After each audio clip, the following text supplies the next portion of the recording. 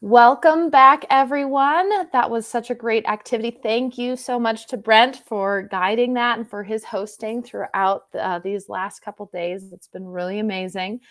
So I am Elizabeth Lujan. I am your co-host here, and I am one of the founders of Vinrock Media. We're a digital marketing agency, and just like you, I am very excited about the opportunities that come with integrating AI into our agency. I've learned so much already, and I'm sure you have too. So next, we have a panel session on the topic of From Chaos to Clarity, Building SOPs with AI Agents. And so we've got two amazing panelists who are going to be joining us. We have Robert Patin and Karl Sakas. And so they'll both be coming in now. Hello, Robert. Thank you. So Robert is a creative agency growth specialist, a 3-time best-selling author, and the founder of Creative Agency Success. He helps agencies grow smarter and more sustainably. And then we also have Karl here with us. He is an agency advisor and executive coach, helping agency leaders work less, earn more, and build high-performing teams. So we really appreciate the two of you coming in to share your expertise with us. So just to kind of kick things off, first, so I know that Karl, you're taking kind of a leadership approach to things. So kind of tell us a little bit about your approach to the topic today. In my work with hundreds of agencies all over the world, one of the questions is how do we do more with less? And AI gives you some solutions with that, and particularly AI agents around how do you accomplish more with the team you already have? And the things we'll be talking about today will help fill in some of those answers. As you mentioned, my approach is especially around leadership, thinking about your human team and your AI team. Great, wonderful. And then Robert, tell us a little bit about how you approach this topic. I mean, generally speaking, I'm a very operational mind. So I'm going to approach it kind of from two different angles. First, of the traditional oriented SOP, but how to be able to create them, define your systems within your agency right now to create more clarity. And then two, how to actually augment your existing process with AI agents, with custom GPTs, with that sort of thing that allows for you to be able to do more, act faster, being able to provide more a systematic way in the way that you operate. Wonderful, wonderful. Well, Karl, I had a question to you to kind of get us kicked off here. And I was curious, where do you see these AI agents making the biggest positive impacts in day-to-day agency operations? I would focus on two areas for everyone who's listening. You're like, where do we focus? Two areas. One of them would be what are the areas that are happening most often in your agency? For instance, things like client onboarding. That's happening every time you have a new client. Or client invoicing. That's happening every month, or at least when you get started, and auto drafts and all that. Those are some opportunities. So what happens frequently? The other category would be things that don't happen as often, but they tend to be very time consuming. Or if something went wrong, it would be catastrophic. Those particulars may be unique to your agency, but I would take a look at that. What are the things that are super complicated, and what are the things that happen all the time?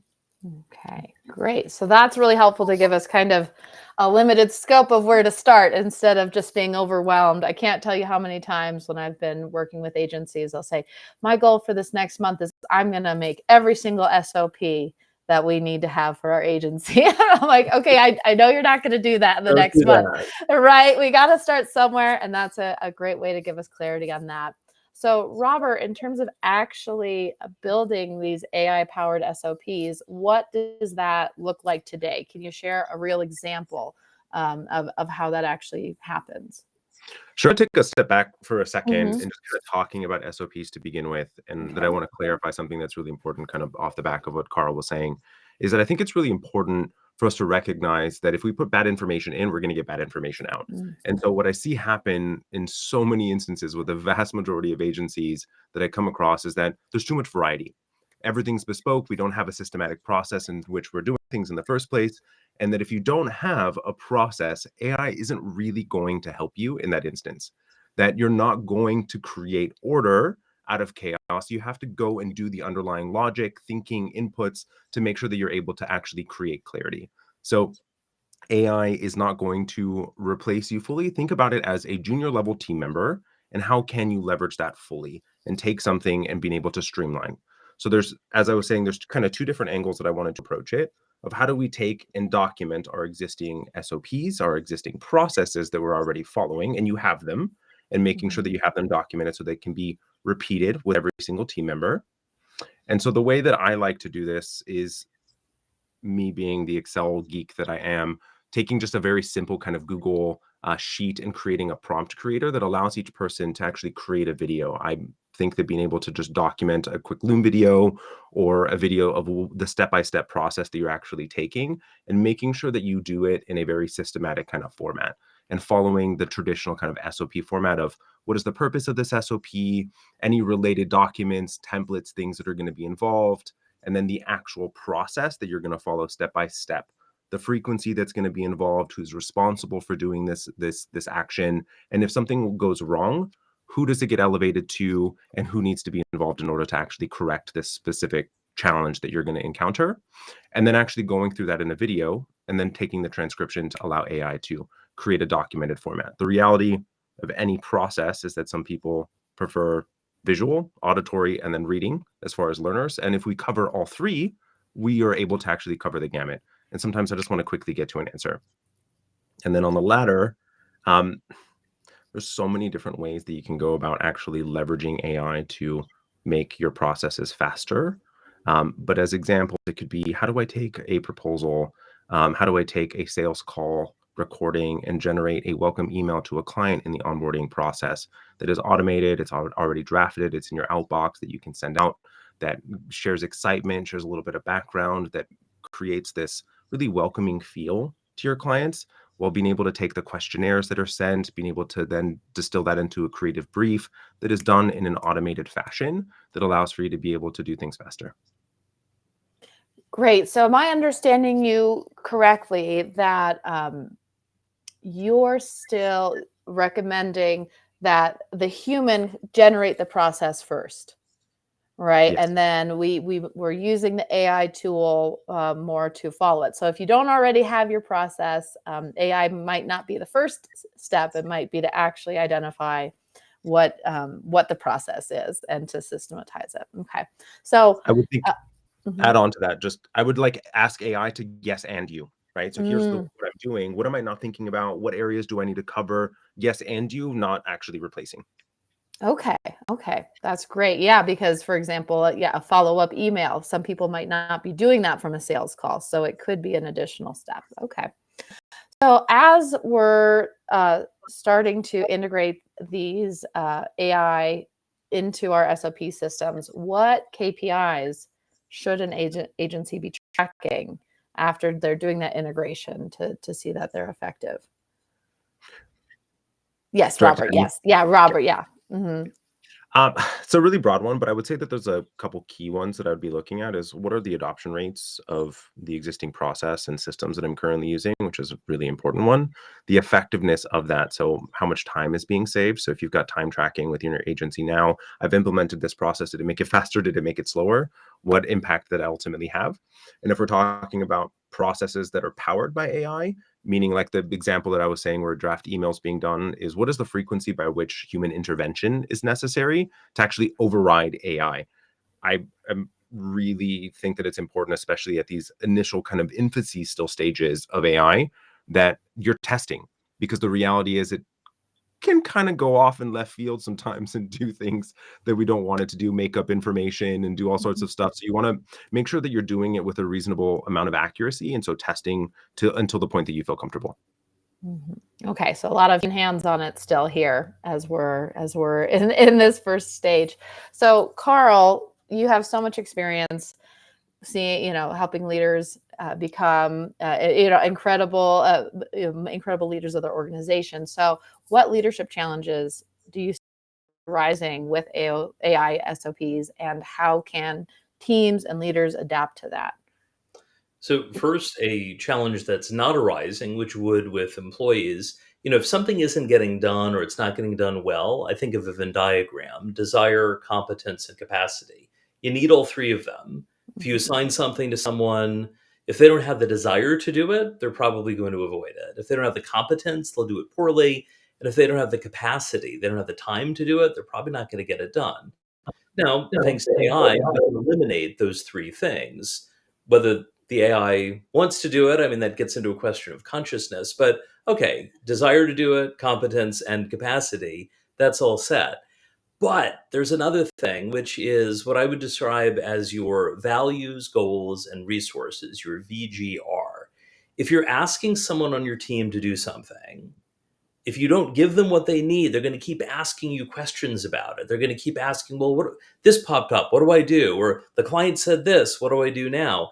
If you're running a smaller agency, you're still going to get pulled into that. But as your agency grows, if you keep getting pulled into questions like that, it is time to empower your team.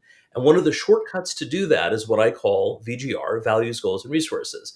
The idea is that you want to make sure that everyone on the team knows the values to follow, that is, how do you operate? The goals, what are you trying to accomplish, which could be at the agency level, it could be at a client level, it could be at a campaign level. It also could be for their role. What are their goals as a project manager versus an account manager versus a strategist? And the final is resources. What are the resources they have available in terms of time, money, software, what have you? For instance, if you build a system that's really great at getting things done, but you're not feeding it with the appropriate data, you're not going to get great results. So make sure that your AI team members know the values, goals, and resources just the same as your human employees. So it sounds, again, similar to what we were talking about earlier. Your AI is only going to be as healthy as your organization in the first place, right? Exactly. I'd love to kind of dive a little bit deeper into this with you, Karl, and talking like, how do you ensure that AI SOPs reflect company values and culture? I mean, how do you make your robot, right? Yeah. Have values. Yeah.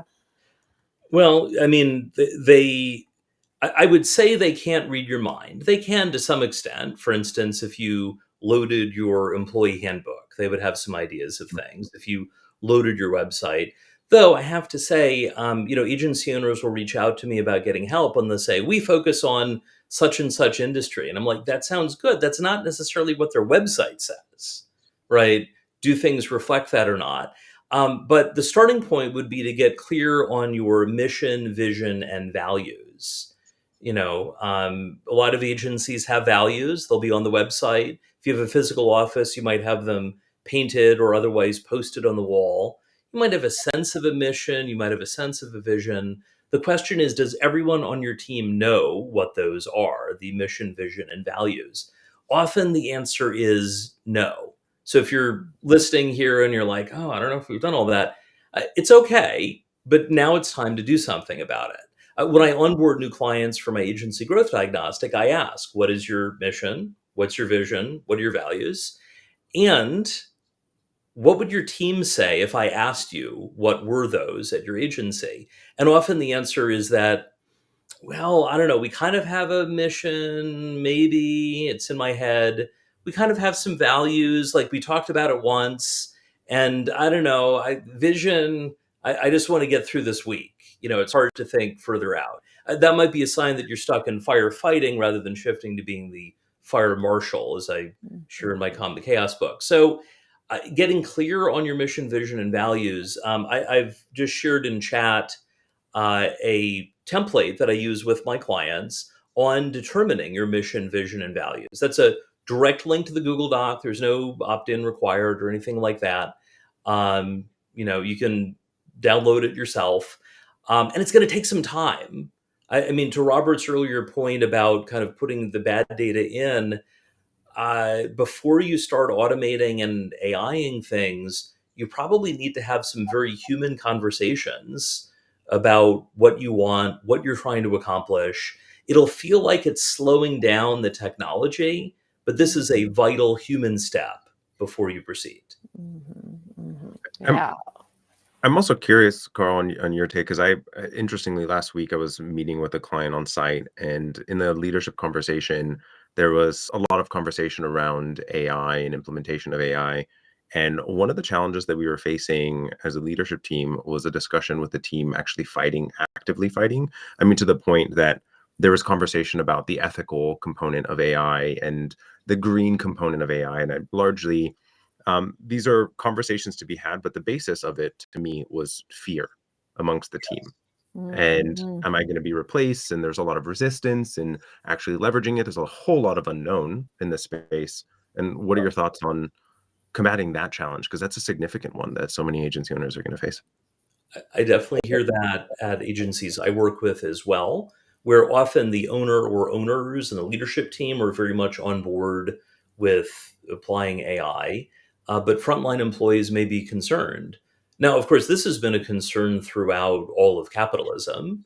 Uh, I, I had a client, pre AI, their paid search team was really overloaded, and they brought in contractors to help as freelancers to help reduce the paid teams, the employee teams' workload. Hmm. And the employees panicked. They thought the contractors were there to replace them. That was never the plan. And it wouldn't have made financial sense. Like they're paying twice as much per hour to the freelancers generally as they were to the employees. It would Hmm. not have made any sense. But employees took that perspective and they kind of ran with it. So it is for sure a legitimate concern about what are you going to do. I do see better results when agency owners and leaders talk with the team about what they're trying to accomplish and what success looks like.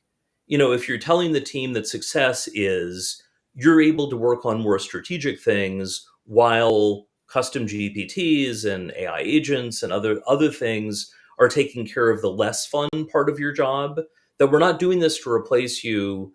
We are hoping to make your work easier. That's a bit different from we're here to take all of your jobs. But some of that is kind of built into capitalism in general. Yeah. I would also say one of the things that I really like to do, I mean, from a like pragmatic standpoint here, is that there is a lot of unknown.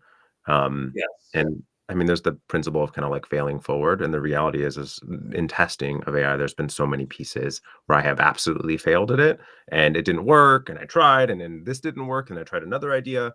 And actually just kind Yeah. of sharing that experience that you have with it as a leader of the organization to like share, hey, I'm testing something, it didn't work. Here's what I did. Here's what I'm experimenting with, that allows for them to feel that failure is actually kind of part of the process to success.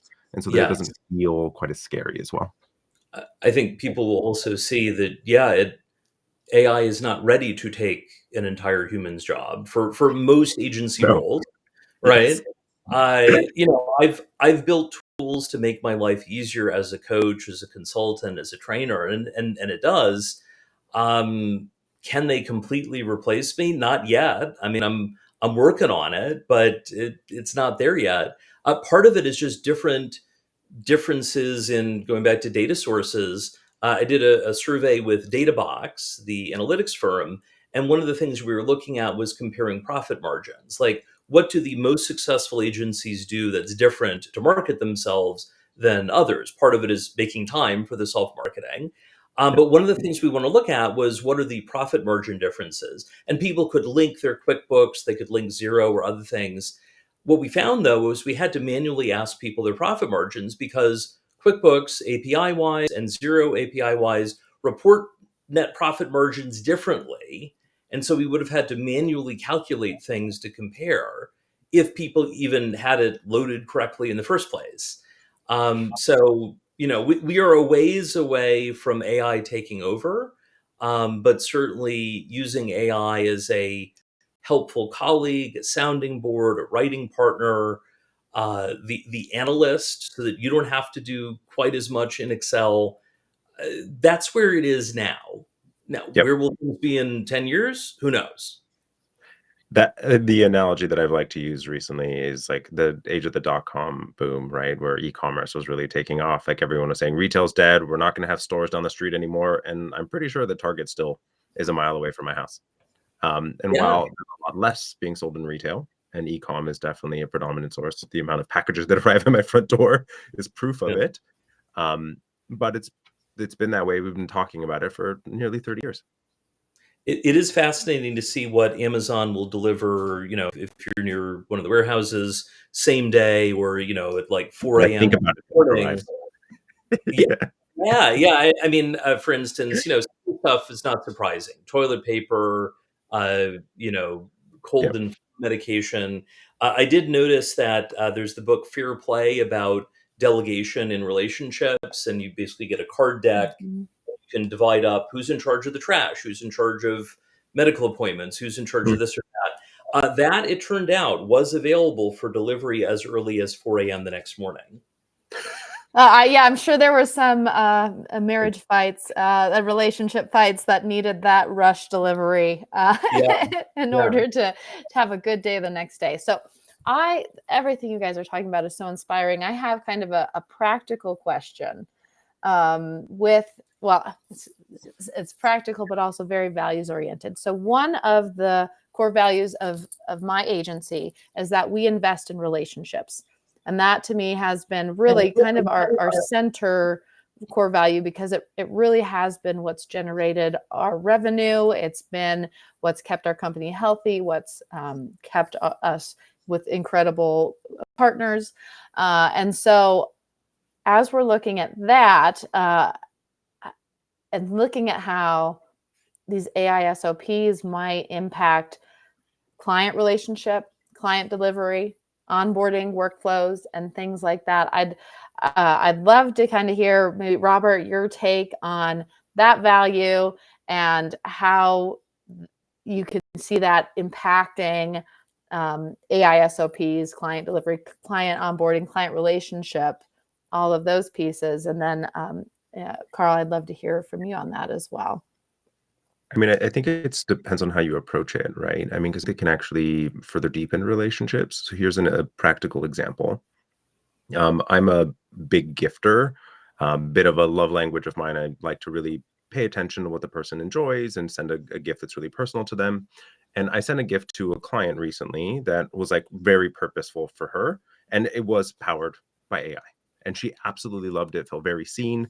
I took some detail of conversations that we had, things that she enjoys, and asked it to do some research, give me 20 different options of things that I could potentially buy. It actually didn't give me the exact product that I ended up buying, but it led me down a path that resulted in me finding the thing that was actually really perfect for her. And she absolutely loved it. She felt, again, very seen and recognized. So it actually deepened our relationship, and it allowed for me to be able to move faster. Something that would have taken me several hours, probably walking around, walking my dog, to be able to come up with the idea. And I may not have even gotten to something quite as meaningful as what I ended up choosing. And so it can actually deepen the relationship if you use it appropriately. Mhm. I am a fan of gifting as well. I'm generally spending at least $2,000 a year on postage in my business. Mhm. Uh, yeah, yeah. I mean, that idea of showing someone that you were thinking of them. I was on a trip to Australia several years ago, and I noticed that right across from my hotel was the Australia corporate office for one of my clients' biggest clients. So I took a photo, sent it to them, and was thinking of you. Will AI know everything about us? I mean, certainly if we're talking about like brain implants that could know everything we're thinking or imagining or what have you, then sure. But is AI necessarily going to know, oh, hotel, company logo, sign, client, biggest client, let's take that photo and send it to them? Eventually, maybe, but right now that still requires humans. I agree that relationship building is very important. Although I've designed my work to be remote, I love meeting with clients in person when I can. Was in New York earlier this week and met up with an agency community leader. Finding those opportunities is important. So I don't think AI will eliminate that. But as Robert said, you can find ways to strengthen things. Um, I mean, even not as AI related, but even things like Google Alerts, getting a notification about some news for a client, and you can congratulate them. I had one case where a past client we'd worked together before they got acquired. I heard through the grapevine they had gotten acquired, and I sent them a note, "Hey, congrats!" And they were like, "Are you some sort of ninja? Like, news had just happened that morning, but I happened to be plugged in to hear about it." So, whether Sort it's of like you kind of were a ninja. uh, it worked. It worked. I have had more than one client say I am the most organized person they've ever met.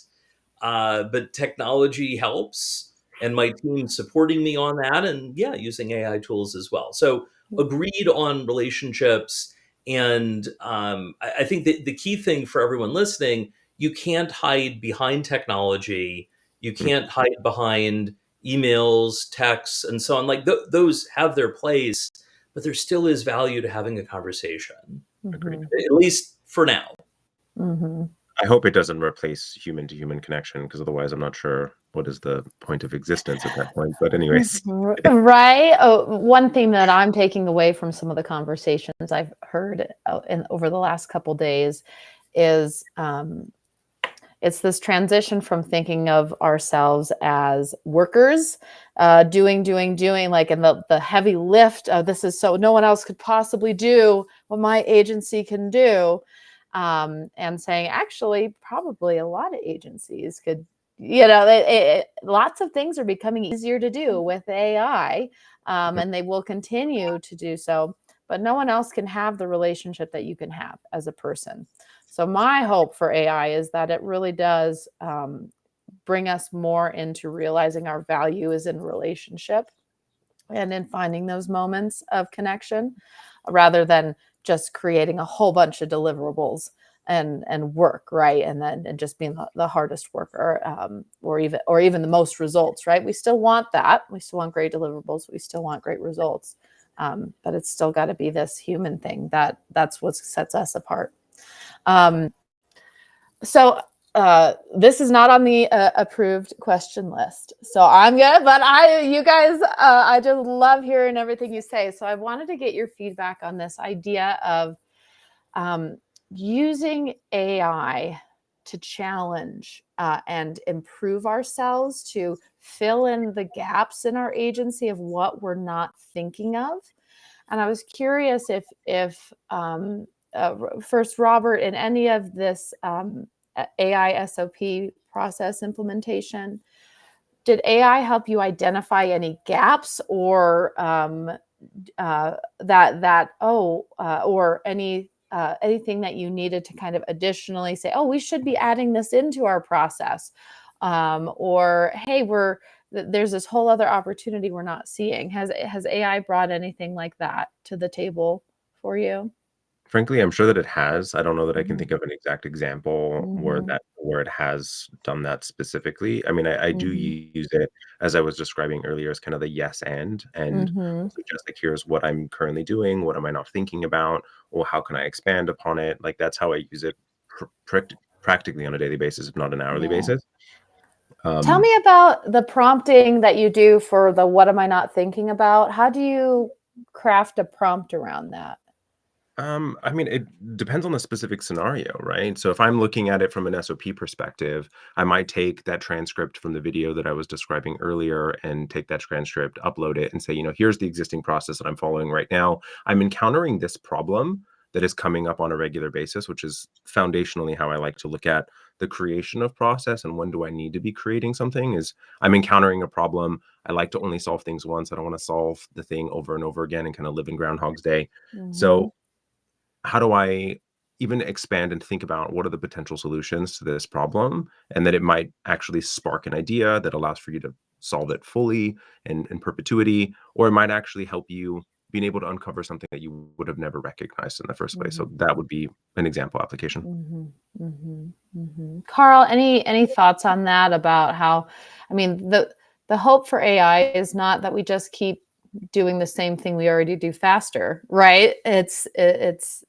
beyond that. So what do you see in terms of crafting? Any ideas about crafting prompts that could be helpful for us? I mean, ideally, it's faster and better. I am a big fan of asking, I'll share and I'll say, what questions do you have? And then keep asking that. Do you have any more questions? I'll answer. This is, more in like a chat GPT setting. Mhm. Any more questions? And eventually, if the AI runs out of questions to ask, it's probably ready to figure out what to do next. So that can work. I'm also a fan for both humans and AI of a concept called intelligent disobedience. This comes from training service animals, service dogs. The idea is that if say the owner is like, "Let's cross the street," and the dog can hear that a car is coming, they will be intelligently disobedient. They will refuse to cross the street because they know it's dangerous. Same thing is true. I'm hiring team members where I want them to push back. If I've suggested something that they know to be contrary to my goals or contrary to something else, I want them to say that's a bad idea. I had that recently where I was considering a new initiative and I asked the team what they thought, and they shared a number of concerns, some that I hadn't thought about. As an owner, I was being overly optimistic, and they were giving me a very helpful reality check. So, intelligent disobedience, I talk more about that in my latest book, Calm the Chaos, on 10 ways to run a better agency. I wrote that around intelligent disobedience for human employees, but it could work for your AI team as well. Yeah, that's great because there is this, trap of AI that it really wants to create something that you like. So it could be the ultimate yes man of just kind of becoming a limiting factor. So I love that idea of that intelligent disobedience. Kind of transitioning a little bit into some really more practical elements. Robert, I would love to hear what AI tools you use for SOPs and what your experience has been with them. So that kind of covers the gamut, really. I Mhm. mean, as I was describing earlier, if I'm looking at just creating an SOP, that my go-to would be to start with is a Loom video. I'm a ridiculously heavy Loom user, and so creating a Loom video that goes through those components that I was describing of what exactly is the purpose of this SOP, who exactly is going to be needing to be involved, the frequency by which it needs to be utilized, any existing templates, that sort of thing, and taking the transcript of that to allow for me to be able to document it. But if I'm going to expand beyond that and actually start to look at how do we actually create additional systems that allow for me to be able to create AI powered process, I've been dabbling quite a lot with a platform called CrewAI that allows for you to layer different AI oriented platforms. And it's um, quite nerdy and a lot of fun. And I've been like really playing with it. There was, frankly, it was a few weeks, it's been several months, like 3 or 4 months ago. I was um, laying on the couch one Sunday afternoon and got an advertisement on Facebook, and got an advertisement for an application called Coefficient, and it was describing that it could connect AI to Google spreadsheets or Excel. And I'm an Excel geek, like absolutely an Excel geek. And I was so excited and went immediately to my computer to go like play with it. I need to see it. It didn't actually work of what I was wanting to do. And then ended up figuring out a way to go about doing it. And then ended up like walking outside, like incredibly energetic about it, and being able to actually just think about how do you take existing platforms like Zapier into a Google Sheet that allows for you to be able to reconnect it back into ChatGPT or into Gemini. There's examples within existing platforms, like you see constant adaptation and addition of AI-oriented pieces into existing platforms you have. Like I really am enjoying what ClickUp is doing with its AI bots as well. I've built probably at this point far too many different custom GPTs for specific purposes.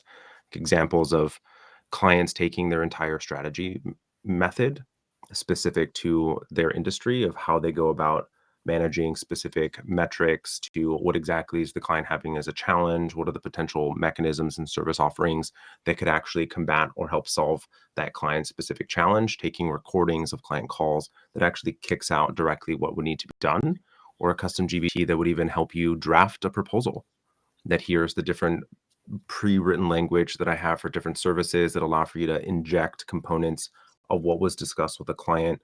I mean, the possibilities are endless. Yeah, as you say that, I get really excited, but also I seize up a little, and I get a little bit paralyzed there's a little too much, right? And that, takes us exactly back to the topic we're talking about, from chaos to clarity, right? Yeah. And it's such a balance of how do we make this a tool that's something that's actually useful for us. So I'd love to kind of go back to this bigger outlook on everything. And Karl, I'll put this question to you first, and then Robert, I'd love your input. Okay. So as you've Opportunity. seen agencies overwhelmed by too much process, how do they fix it? Somewhat with AI, but I'd let, kind of the problem is the chaos, right? The problem's not that we don't have enough tech tools, right? The problem is the chaos. So how do we fix that? Your point about we don't have too many tech tools or what have you, or there are too many.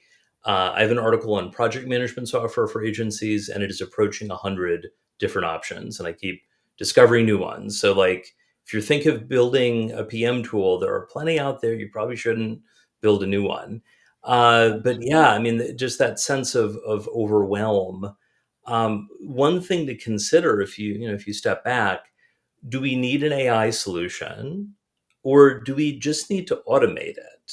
Mhm. Or is it some combo? Or maybe there's something that you're doing now that you should just stop doing.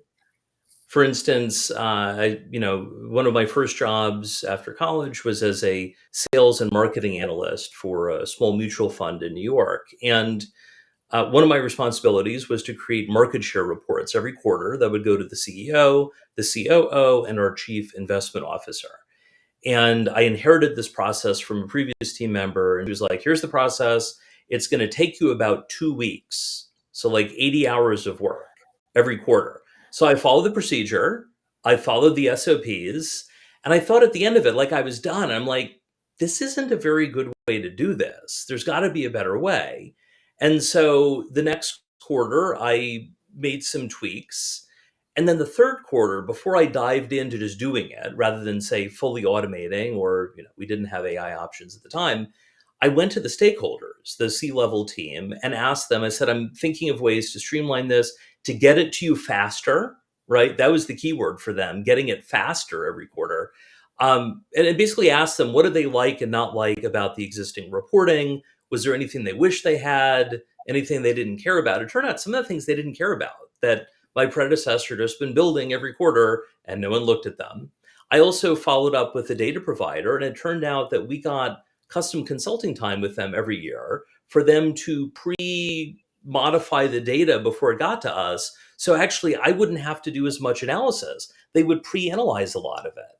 And ultimately, I went from a process that took 2 weeks every quarter down to just 2 days, Hmm.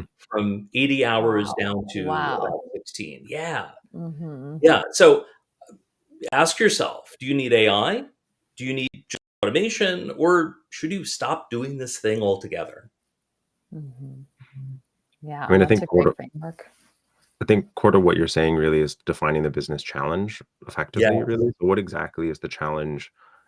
What exactly is the opportunity within this challenge, and how does it actually fall into the hierarchy of priority effectively? I mean, the reality that there is endless possibilities, that there's endless different applications, and that's kind of the plight of the entrepreneur effectively, right? Like, we see opportunity in so many different areas, which then ends up creating for shiny object syndrome.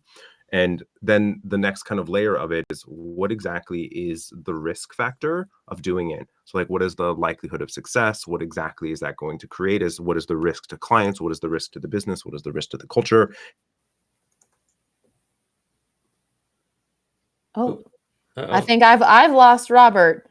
Same here. Right. Oh goodness. Right in the middle of. Oh Oh, shoot. Oh, am I back? Oh, you're back. You're back. yeah. What point did you lose me? You were talking about the. It was just like a sentence or two back. Sorry. Go. So what I was saying was kind of risk assessment of really Yes. understanding what is the risk to clients, what is the risk to business, what is the risk to culture. Oh, the internet does not want us. Hmm. The technology does not want us to hear what Robert has to say. It's too powerful, I guess. Yeah. Um, Well, we are coming toward the end of the session anyway, and so I know it's about time to wrap up. So I'm sad that we're missing those final thoughts from Robert. But Karl, yeah, Landon said in the chat, Robert broke the internet. There you are. Okay, whatever you're trying to say, Robert, the internet does not want us to know about it. Apparently not. It's too hot for us to hear. Apparently. And each one of us have a different kind of risk profile, effectively, is what I was kind of getting to, and knowing whether that, if that worst case scenario were to come to pass, is that something that you're willing to allow to come to pass?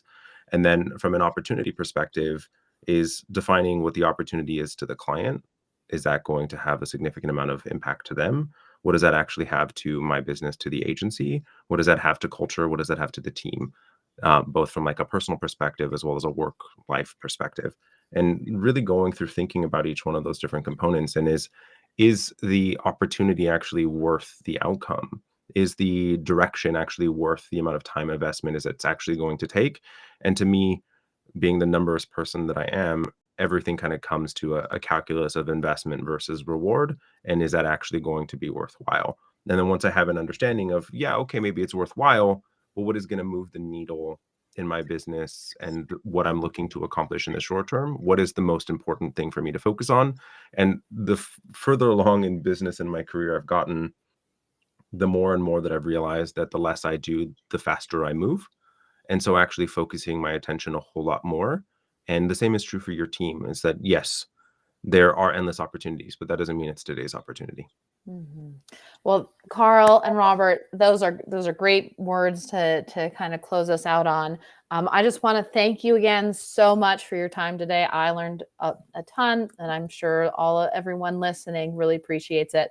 So thank you guys. And coming up next, we have a session on how AI is driving DigitalOcean's revolution. So we'll see Brent Weaver back here to host us for that here in just a minute or two.